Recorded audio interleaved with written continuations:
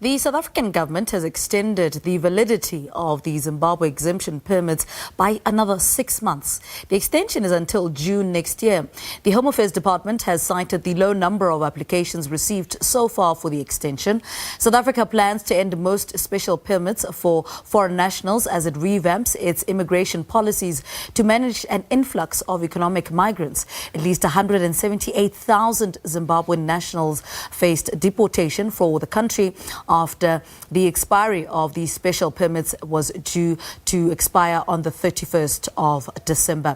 Now, for more on the story, we're joined on Zoom by Home Affairs Minister Dr. Aaron Motsoaledi. Dr. Motsoaledi, a very good morning to you. Warm welcome to Morning Live. Let's start with the entire process. Let's explain it to our viewers who may not be aware of this exemption. Tell us more about it. Morning, Lebo. Morning today, listeners and viewers. I'm not sure where to start. Do you want me to start when the Zimbabwe exemption permit were issued in 2009, or you start the process of now not extending them beyond December 2022? Please just explain that to me. Let's talk about the process right now, because this is what's going to expire, was due to expire on the 31st of December, but you've extended that. Let's establish that. Yeah. Exactly. Yes. Remember that they actually expired on the 31st of December last year, but we gave this 12 months grace period and said for people whose exemption, for people who hold those exemptions, they must start applying for regular permits via the Immigration Act starting from January. And on the 31st, that is the end of that grace period. Now, I have appointed a team, a departmental advisory committee, which advised me and the DG, because we are the ones who are going to sign those visas and waivers eventually. So the team is headed by the former Director General in the Presidency, Dr. Cassius Lubisi, and is working with some other experts and lawyers from outside government. Now, on the 1st of September, they wrote us a letter that they've had several meetings to assess the work that needs to be done, to assess the applications that are already in. And on the 1st of December, they wrote me a letter after a whole day's meeting that they are advising me to extend up to the 30th of June and next year, because of the amount of work that is awaiting them. So far, how many applications have you received? Well, we have received 6,000 visa waivers and 4,000 applications up to so far. Sorry, 9,000 and 4,000, yes. So if those affected don't take advantage of the extension, what then happens in June? Well, I'm sure you see our media statement. We clearly said there will never be any other extension. If anybody doesn't want to take advantage of this extension after June, then that is the end of the whole exemption permit. Now, speak to us about whether you've done enough to make those affected aware of what is going on at the moment and why Home Affairs has to embark on this process. Well, we think we have done enough, and we have explained that many times to the media, but we don't mind explaining again and again and again. Immediately after the expiry in December, after we issued a statement of the fact that we are not going to renew, we went into the files of the 178,000 people, because we have got their files, by the way, went into their files. We wrote each one of them a letter explaining this whole process, what they need to do, and where they need to send their queries. And we sent them via emails, which we found in their files. But we also sent them SMSs. We did not end there. We took a copy of the letter.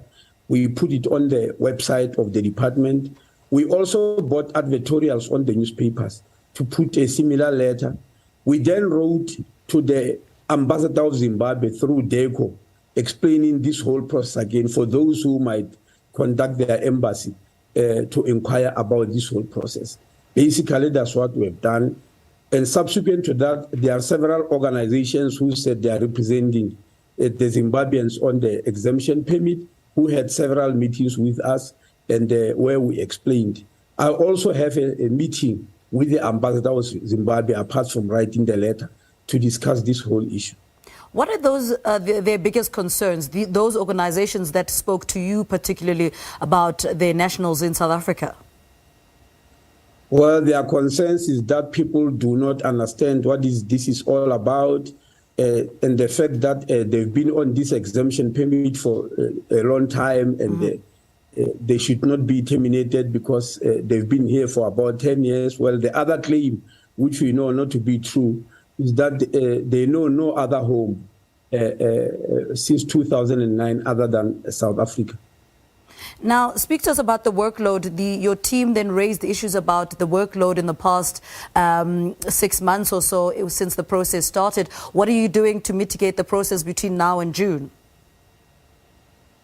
Well, as I said to you, what we did, remember there's a normal and regular team in the Department of Home Affairs that deals with these issues of permits and visas. There is a regular team.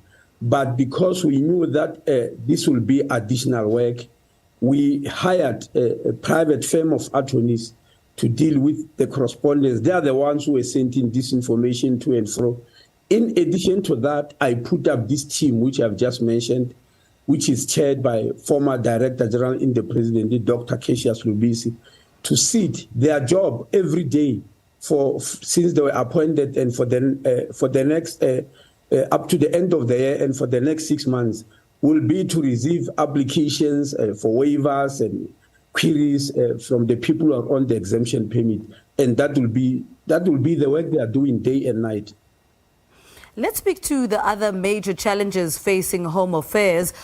As a department, from January till September, what are you seeing notable changes in your department? And going forward as we go to the end of the year, which major areas do you personally as a minister need to focus on? Well, I've already outlined that in my budget speech in May. As you are aware, Home Affairs have got two broad arms, really. Is the one dealing with civics. That's where you, me, and all the other South Africans receive their birth certificate, receive their IDs, their passport, their marriage certificate, and even their death certificate. That is called civic. Then the other arm deals with immigration. That means it deals with asylum seekers, it deals with refugees, it also deals with immigrants. That means people who want to visit South Africa, either temporarily, those who want to study, those who are on work visas, those who are on relative visas. It deals with all those things. Now, in my budget speech, I was dealing with that, but you also know that the IEC also report to the Minister of Home Affairs, and we are very busy in that regard on the issue of electoral reform. And then lastly, the government printing works, where all these security documents are printed, also report to the Minister of Home Affairs. And in my budget speech, I was outlining all those areas, what's going to happen. Now, I want to talk about the project to digitize records. How far is that? Yes, you are aware that we have started the process of recruiting. We need 10,000 young graduates who graduated from universities or TVET colleges in the field of IT, in the field of documentation, information management and documentation management. And so we started recruiting them in tranches. The first tranche, which we advertised a month ago, is to acquire 2,000 young people who will start their work in November. And we will advertise the second tranche next month and start interviewing them. That will be 4,000 young people who will start their work in December. And in December, we'll issue an advert for the last tranche of 4,000 who will start their work in April next year. So that's what we are busy with now. All right, Minister Motsoaledi, thank you so much for talking to us. Thank you very much. All right. Dr. Mutwaledi is the Minister of Home Affairs, speaking to us about the extension of the validity of Zimbabwe special permits for a further 6 months. That's, of course, until June next year.